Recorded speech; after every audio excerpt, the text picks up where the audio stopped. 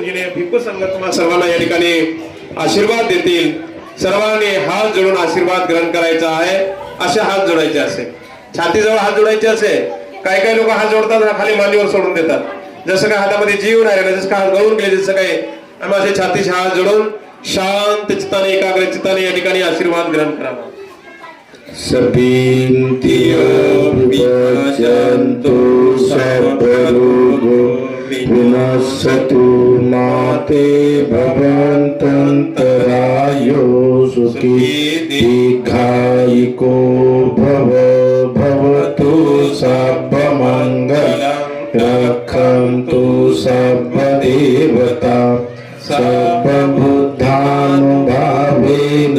सदा सुखी भवन्तु ते भवतु सर्वमङ्गलं रक्षन्तु सर्वदेव सर्वधर्मानुभावेन सदा सुखी भवन्तु ते भवतु सर्वमङ्गलं रक्षन्तु सर्वदेवता सर्वसङ्घानुभावेन सदा सुखी भवन्तु ते। साधु साधु साधु बुद्धं नमामि धम्मं नमामि संघं नमामि। आयुष्यमान बौद्धोपासक कडोबाजी कीर्तिकर यांना सूचना की आपण स्टेजकडे यावं। सर्वांना एक महत्त्वाची सूचना आहे। तुम्हाला माहिती आहे गेल्या 25 वर्षापासून आपण बुद्धभूमी मावसाळा तालुका खुलताबाद या ठिकाणी माघ पौर्णिमेच्या निमित्ताने, माघ पौर्णिमा माहिती आहे तुम्हाला, भगवान बुद्धांनी स्वतःचं महापरिनिर्वाण जाहीर केलं होतं। त्या पौर्णिमेला बौद्ध साहित्यामध्ये आयु पौर्णिमा म्हणतात। ज्या पौर्णिमेला भगवंतांनी 3 महिने आपलं महापरिनिर्वाण जाहीर केलं, त्या पौर्णिमेला आयु पौर्णिमा साजरी करतात बौद्ध राष्ट्रामध्ये। आणि गेल्या 25 वर्षापासून आपण ती आयु पौर्णिमा बुद्धभूमी मावसाळा येथे साजरी करत असतो। त्या निमित्तानं आपण विशाल बौद्ध धम्म परिषदेचं आयोजन करत असतो। यावर्षी 26वी विशाल बौद्ध धम्म परिषद आहे। आतापर्यंत 25 धम्म परिषदा पार पडल्या। या धम्म परिषदेला जवळपास 6 ते 7 देशाचे बौद्ध भिक्षू धर्मगुरू उपस्थित राहून मार्गदर्शन करणार आहेत।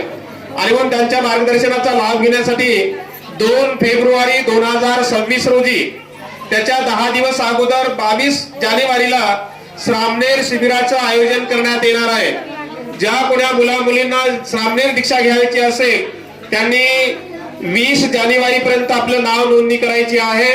ही महत्वाची सूचना या ठिकाणी आपण सर्वांना देऊन हा कार्यक्रम या ठिकाणी संपला।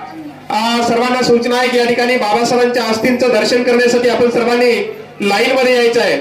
या ठिकाणी कोणी गोंधळ करायचा नाही, थोडं लाईन मध्ये या। लाईन मध्ये पाठीमागचा जो गेट आहे त्या गेट मधून येताना लाईन मध्ये यायचं, दर्शन करायचं आणि इकडून पाठीमागून निघून जायचं। असं फुलं वरती कलशावर ठेवू नका। फुलं भगवंताच्या बाबासाहेबांच्या अस्थि कलशाच्या इथे खाली ठेवायच्या आहेत।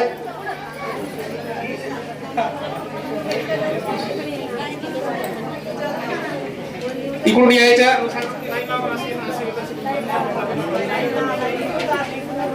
लाईन नाही पाठीमागे लाईन नाही।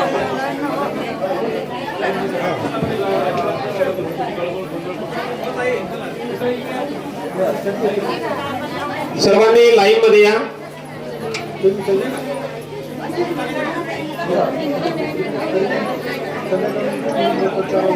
धम्म परिषदेच्या पत्रिका या ठिकाणी घेऊन जायच्या आहे। बनते सागरबोधी यांच्याकडून पत्रिका घेऊन जायची आहे।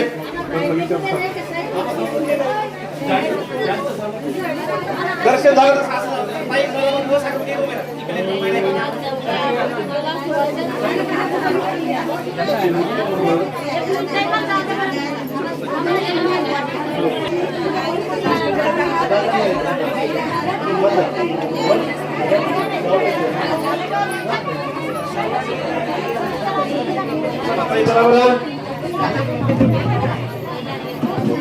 प्रिय सज्जनांनो, महामानव डॉक्टर बाबासाहेब आंबेडकरांच्या अस्थि कलशाला आपण सर्वांनी अभिवादन करायचं आहे।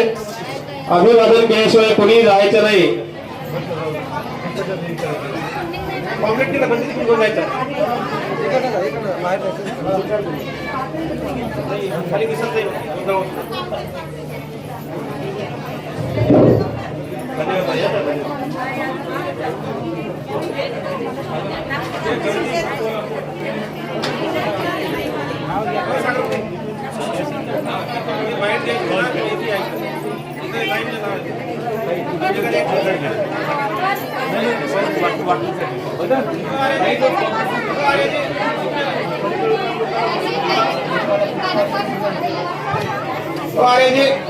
बस झालं.